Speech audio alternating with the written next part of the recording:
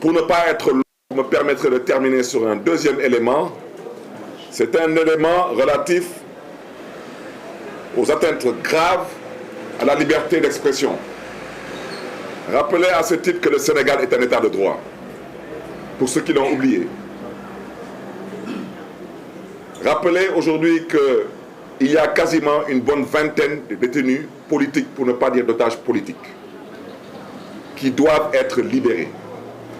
Et dans les jours à venir, nous travaillerons à cela parce que je reste convaincu qu'il y a une nécessité de mettre en place une vaste coalition d'acteurs politiques, de la société civile, et je rappelle que cette société civile n'est pas constituée de fumier, et surtout d'activistes et de lanceurs d'alerte.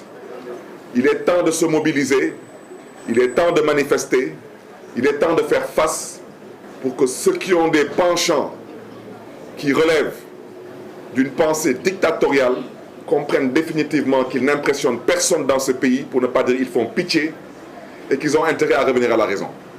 Parce que ce qui se passe, nous ne l'accepterons plus.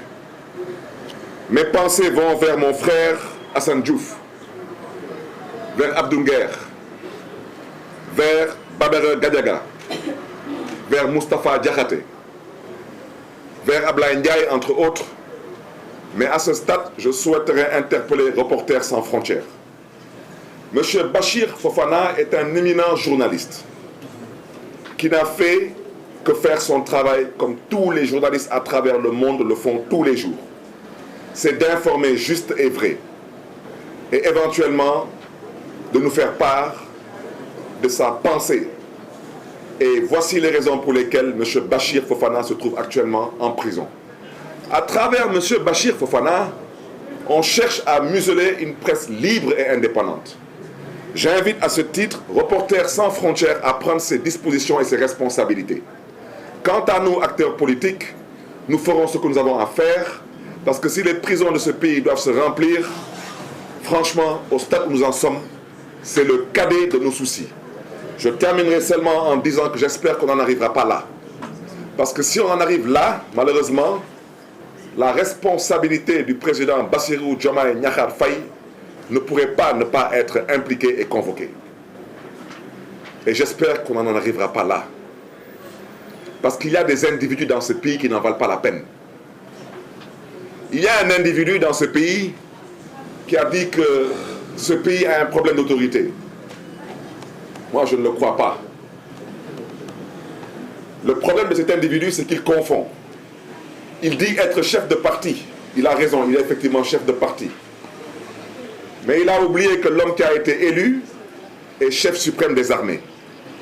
Et l'armée a toujours été une armée sous autorité. Donc à la limite, c'est une insulte grave à l'armée et à l'intelligence des Sénégalais. Mais ça, nous en reviendrons prochainement. Alors ce monsieur dit que le problème de ce pays, c'est qu'on doit lui laisser le soin de gouverner. Un chef du gouvernement, il gouverne. C'est que comme il ne comprend pas le français, il a voulu vous dire qu'il avait souhaité qu'on lui laisse le soin de présider. Mais un président, c'est fait pour présider, mais un président, il est élu. Et lui, il est nommé.